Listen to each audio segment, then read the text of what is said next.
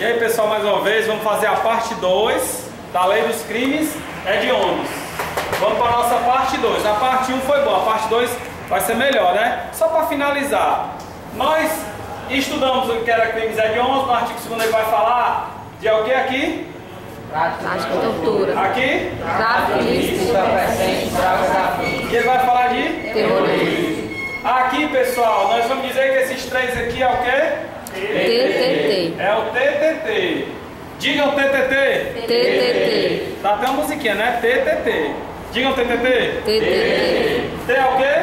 Tortura. Tortura Tráfico. Terrorismo. e terrorismo. Então é tortura, tráfico e terrorismo.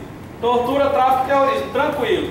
Aí ele disse lá, o legislador disse o seguinte, que é insuscetível de... Fiança, indulto, graça e anistia. Aí aqui eu formo o quê? Figa. Figa, né? Ó, fiança, indulto, graça e anistia. É figa. Figa, né? Quando a gente está torcendo por alguma coisa, a gente faz uma figa. Pois está aqui, ó. A figa é justamente fiança, indulto, graça e anistia. Digam fiança. Fiança. Digam indulto. Indulto. Digam graça. Graça. Digam anistia. Anistia. Aqui nós temos a figa. Pessoal, a mesma lei diz que o parágrafo 1º diz que o cumprimento inicial será Fechado. fechado. Os regimes podem ser Fechado. Aberto. fechado, semiaberto e aberto. Nós sabemos que no Brasil tem uma progressividade. Eu não posso pular de um para o outro. Eu tenho que ser progressivamente do fechado para o semiaberto, do semiaberto para o aberto. Beleza? Então aqui ele vai falar da progressão do condenado. Digam condenado. Condenado. Condenado, ele já foi julgado, ele foi condenado. O que vai acontecer com ele?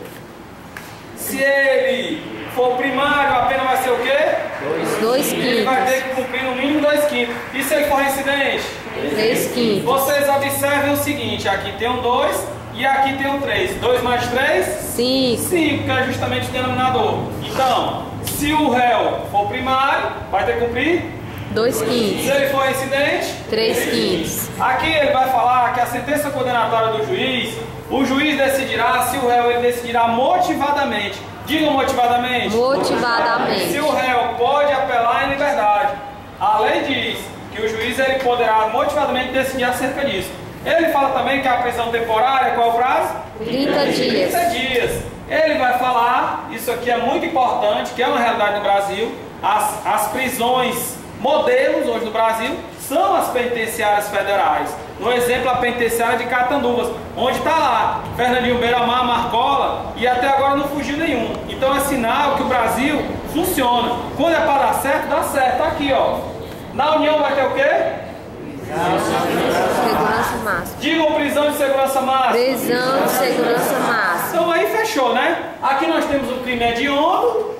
Aqui ele vai dizer a progressão desse condenado, vai dizer a situação do juiz, e ele vai dizer onde é que ele pode responder, porque ele diz que a União vai ter esse local desse cidadão que não pode, ele praticou um crime tão hediondo, que aí o legislador ele permitiu para ele ir para lá, e lá, tá lá Fernandinho Beiramar, tá lá Elias Maluco, tá lá alguns condenados que o juiz achou conveniente botar eles separados dos demais, botando essa prisão aqui, que eu quero ver eles fugirem daqui.